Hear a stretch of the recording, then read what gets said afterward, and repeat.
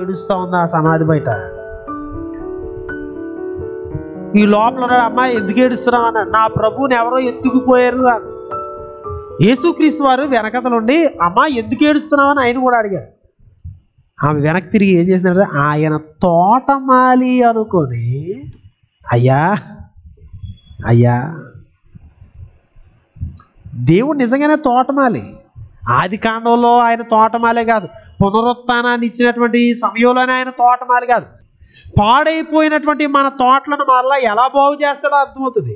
తన కుమారుని రక్తధారల ద్వారా మనల్ని ఎట్లా పునరుద్ధరిస్తున్నాడో ఈ తోటమాలి కోసం మనకు అర్థమవుతుంది.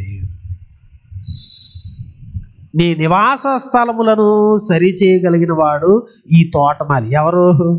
ప్రభు అయిన యేసుక్రీస్తు వారు. నీ అంతటి నువ్వు సరి చేసుకోలేవు తోటని. నీ బ్రతుకుని నీ అంతటి నువ్వు సరి చేసుకోలేవు. నీ ఆ క్లచెస్ నుంచి, ఆ పాప బద్ధకాల నుండి నీ అంతటి నువ్వు బయటికి రాలేవు. ఆ చైన్స్ నువ్వు తెంపుకోలేవు. కాబట్టి గెత్సెమనీలో ఆయన ప్రార్థించి సిలువకెక్కి ఈ యొక్క పునరుత్థాన తోట, అందుకే మనం ఏమంటామంటే సమాధుల తోట అంటారు. సమాధుల దొడ్డి, సమాధుల తోట. ఎందుకంటే మనకి నిరీక్షణ వచ్చింది.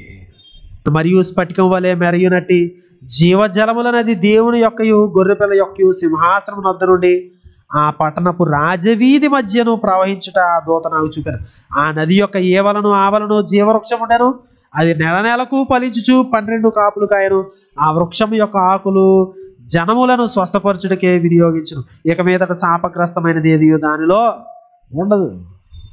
మరలా ఆ యొక్క మనం ఏది కోల్పోయామో దానికోసం మాట్లాడే భవిష్యత్తులో మనం దాన్ని పొందుకోబోతున్నాం.